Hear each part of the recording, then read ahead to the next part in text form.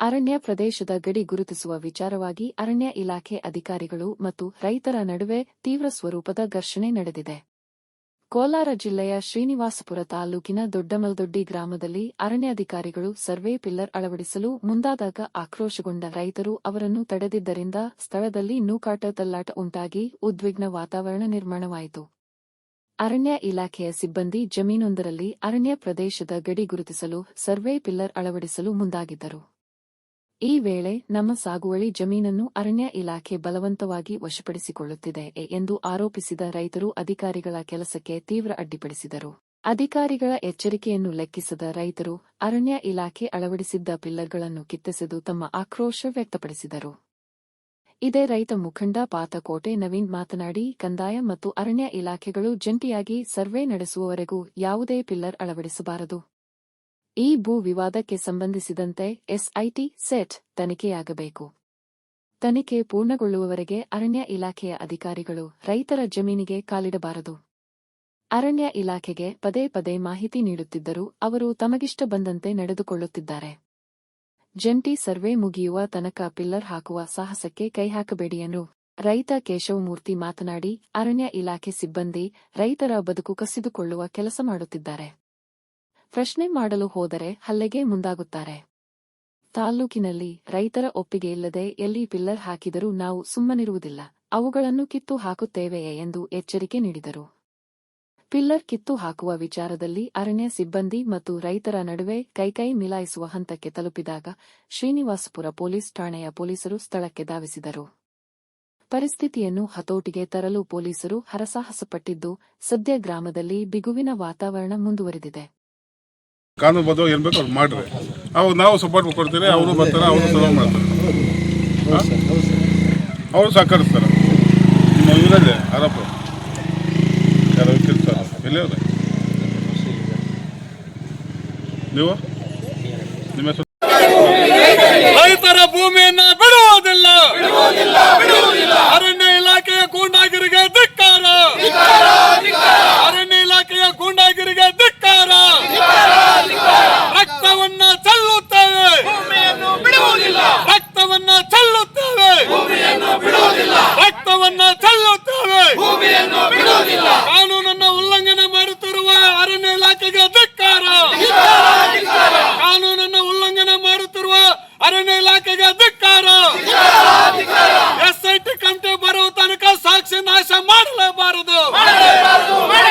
ರೈತ ಸಂಘ ಜಿಂದಾಬಾದ್, ಎಫ್ಐಆರ್ ಜಿಂದಾಬಾದ್. ರೈತರ ಹೋರಾಟಕ್ಕೆ ಜಯವಾಗಲಿ, ರೈತರ ಹೋರಾಟಕ್ಕೆ ಜಯವಾಗಲಿ.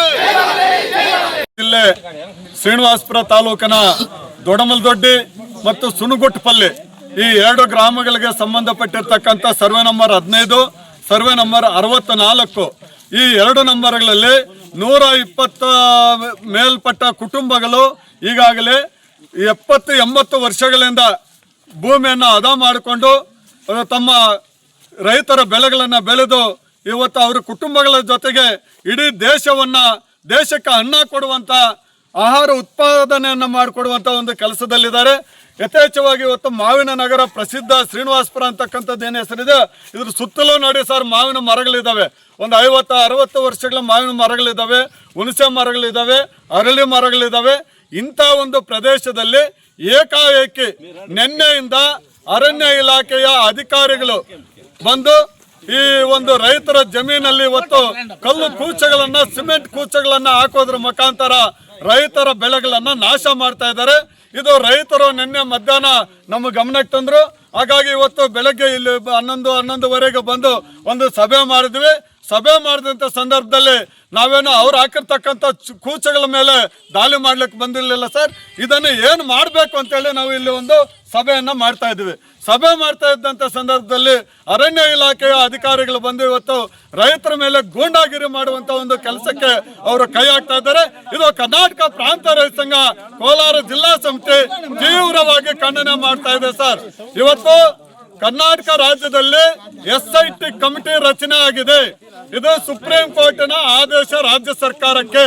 ಅದಾದ ನಂತರ ಜಿಲ್ಲಾ ಮಟ್ಟದಲ್ಲಿ ಎಸ್ಐಟಿ ಕಮಿಟಿ ರಚನೆ ಆಗಿದೆ. ಅದಕ್ಕೆ ಮಾನ್ಯ ಜಿಲ್ಲಾಧಿಕಾರಿಗಳು ಅಧ್ಯಕ್ಷರಾಗಿದ್ದಾರೆ. ಅದಕ್ಕೆ ಕಂದಾಯ ಇಲಾಖೆ, ನೀರಾವರಿ ಇಲಾಖೆ, ಅರಣ್ಯ ಇಲಾಖೆ ಜಂಟಿಯಾಗಿ ಆ SIT ಕಮಿಟಿ ಅವರಿದ್ದಾರೆ. ಇದುವರೆಗೂ ಕೂಡ ಶ್ರೀನಿವಾಸಪುರದಲ್ಲಿ SIT ಕಮಿಟಿ ಇನ್ನೂ ರಚನೆನೇ ಆಗಿಲ್ಲ. ಆದರೆ SIT ಇದು ಏನು ಹೇಳ್ತಾ ಇದೆ, ಸುಪ್ರೀಂ ಕೋರ್ಟ್ ಆದೇಶ ಇವತ್ತು ಏನು ರೈತರಿಗೂ ಅರಣ್ಯ ಇಲಾಖೆಗೂ ಗಲಾಟೆ ಆಗ್ತಾ ಇದೆ, ಘರ್ಷಣೆ ಆಗ್ತಾ ಇದೆ, ಅದನ್ನು ತಡಿಬೇಕಾದಂಥ ಜವಾಬ್ದಾರಿ ಕರ್ನಾಟಕ ಸರ್ಕಾರಕ್ಕಿದೆ. ಇಮ್ಮಿಡಿಯೇಟ್ ಆಗಿ ನೀವು ಅಧಿಕಾರಿಗಳನ್ನ ಕಳಿಸಿ, ರೈತರಿದ್ದಾರ, ಅರಣ್ಯ ಇಲಾಖೆಯವರಿದ್ದಾರ, ಕಂದಾಯ ಇಲಾಖೆಯವರಿದ್ದಾರ, ಯಾವ ರೀತಿ ಇದ್ದಾರೆ ಅಂತೇಳಿ ಸಂಪೂರ್ಣವಾದಂಥ ಮಾಹಿತಿಯನ್ನ ಸುಪ್ರೀಂ ಕೋರ್ಟ್ಗೆ ಕೊಡಬೇಕು. ಸುಪ್ರೀಂ ಕೋರ್ಟ್ನಿಂದ ಮತ್ತೆ ಅರಣ್ಯ ಇಲಾಖೆ, ಕಂದಾಯ ಇಲಾಖೆ, ನೀರಾವರಿ ಇಲಾಖೆಗೆ ಒಂದು ಆದೇಶ ಬರಬೇಕು. ಆದೇಶದ ನಂತರ ಯಾರ್ದಾದ್ರೆ ಅವರು ಆ ಜಮೀನಲ್ಲಿ ಇರಬೇಕು ಅಂತೇಳಿ SIT ಒಂದು ರಚನೆಯಲ್ಲಿರ್ತಕ್ಕಂಥ ಪ್ರಮುಖ ಅಂಶ ಸರ್. ಇವತ್ತು ಅರಣ್ಯ ಇಲಾಖೆಯವರು ಈ ರೈತರಿರ್ತಕ್ಕಂಥ ಹೊಲಗದ್ದೆಗಳಲ್ಲಿ ಬಂದು ಈ ಕೂಚಗಳನ್ನು ಹಾಕೋದ್ರ ಮುಖಾಂತರ ರೈತರ ಸಾಕ್ಷ್ಯಗಳನ್ನ ನಾಶ ಮಾಡಲಿಕ್ಕೆ ಇವತ್ತು ಬಂದಿದ್ದಾರೆ. ಇದನ್ನು ಇವತ್ತು ಕರ್ನಾಟಕ ಪ್ರಾಂತ ರೈತ ಸಂಘ ತೀವ್ರವಾಗಿ ಖಂಡನೆ ಮಾಡ್ತಾ ಇದೆ. ಈಗ ಹಾಕಿರ್ತಕ್ಕಂಥ ಅವರು ಕೂಚಗಳೇನಿದಾವೆ ಆ ಎಲ್ಲ ಕೂಚಗಳನ್ನ ಕೂಡ ನಾವು ಕಿತ್ತಾಕ್ತೀವಿ.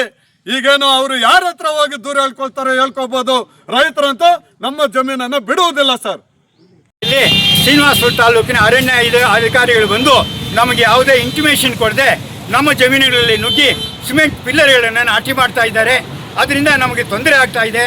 ಇವಾಗ ಕಾನೂನು ಏನಾಗ್ತಾ ಇದೆ ಅಂದರೆ, ಜಂಟಿ ಸರ್ವೆ ಆಗುವವರೆಗೂ ಯಾರೇ ಬರಬಾರ್ದು ಅಂತ ಒಂದು ಕಾನೂನು ಇದೆ ಅಂತ ನಮಗೆ ತಿಳಿದು ಪಟ್ಟಿರುತ್ತೆ. ಜಂಟಿ ಸರ್ವೆ ರೆವಿನ್ಯೂವರಾಗಲಿ, ಫಾರೆಸ್ಟಿವರಾಗಲಿ ರೈತರಿಗೆ ಆ ಒಂದು ಗಮನಕ್ಕೆ ಕೊಟ್ಟು ಆಮೇಲೆ ಅವರು ಬರಬೇಕಾಗಿತ್ತು.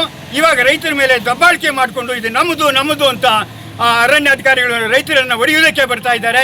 ನಮಗೆ ತುಂಬ ಕಷ್ಟ ಆಗ್ತಾ ಇದೆ. ಆದ್ದರಿಂದ ಎಲ್ಲ ರೈತರು ಕೂಡ ಇವಾಗ ಒಂದು ಕಡೆ ಸೇರಿಸಿ ನಾವು ಇವತ್ತು ಬಂದಿರತಕ್ಕಂಥ ಅರಣ್ಯ ಅಧಿಕಾರಿಗಳು ನಮ್ಮದು ನಿಮ್ಮದೇನಿದೆ ತೋರಿಸಿದ್ರೆ ಅವ್ರು ಏನೂ ತೋರಿಸಲಿಲ್ಲ. ಆದ್ದರಿಂದ ನಮ್ಮ ಹತ್ರ ಸರ್ಕಾರ ನೀಡಿರತಕ್ಕಂಥ ಪಾಣಿಗಳಿದೆ, ಆಸ್ಪತ್ರೆಗಳಿದೆ, ಸಾಗುವಳಿ ಚೀಟಿಗಳಿದೆ. ಇವನ್ ಯಾವುಗಳನ್ನು ಕೂಡ ಅವರು ಗಮನಕ್ಕೆ ತಗೊಳ್ದಿರ ನಮ್ಮನ್ನೇ ತಳ್ಳಿ ಹೊಡೆಯುವುದಕ್ಕೆ ಬರ್ತಾ ಇದ್ದಾರೆ. ಆದ್ದರಿಂದ ನಾವು ಎಲ್ಲ ರೈತರು ಕೂಡ ಎಲ್ಲ ಒಗ್ಗಟ್ಟಾಗಿ ಇವತ್ತು ಸೇರಿದ್ದೀವಿ.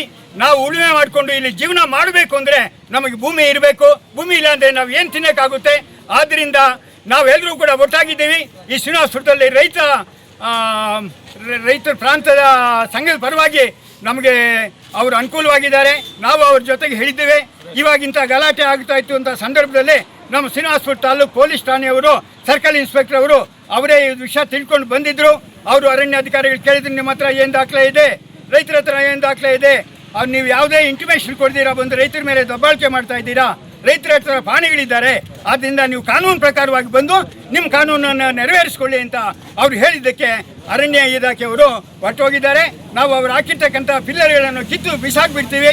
ಅವ್ರು ಯಾವುದೇ ಜಂಟಿ ಕಾರ್ಯ ಆಗಿ ಸರ್ಕಾರ ಒಂದು ಒಪಿನಿಯನ್ ಬರುವವರೆಗೂ ಕೂಡ ಅರಣ್ಯ ಅಧಿಕಾರಿಗಳು ನಮ್ಮ ಭೂಮಿಯಲ್ಲಿ ಬರಬಾರ್ದು ಅಂತ ನಾವು ಎಲ್ಲ ರೈತರಲ್ಲೂ ಕೂಡ ಹೇಳ್ಕೊಳ್ತಾ ಇದ್ದೇವೆ.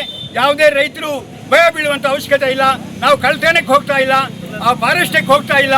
ಇವಾಗ ಆಗಿರ್ತಕ್ಕಂಥ ಪಿಲ್ಲರ್ಗಳನ್ನು ಅಕ್ರಮವಾಗಿ ಹಾಕಿರ್ತಾರೆ ಅಂತ ನಮ್ಮ ಗಮನಕ್ಕೆ ತಿಳಿದು ಬಂದಿರುತ್ತೆ. ಆದ್ದರಿಂದ ಎಲ್ಲ ರೈತರು ಒಟ್ಟುಗೂಡಿ ಅದನ್ನು ಒಟ್ಟುಗೂಡಿಸಿ ರೈತರು ನಮ್ಮ ಕೋಲಾರ ಜಿಲ್ಲೆಯವರು ಬದುಕುವುದಕ್ಕೆ ಎಲ್ಲ ರೈತರು ಒಂದಾಗೋಣ. ನಮ್ಮ ಸರ್ಕಾರದ ಪರವಾಗಿ ನಾವು ಮನವಿಯನ್ನು ನೀಡೋಣ ಅಂತ ಹೇಳೋದಕ್ಕೆ ನಾನು ಇಚ್ಛೆ ಪಡ್ತಾ ಇದ್ದೀನಿ.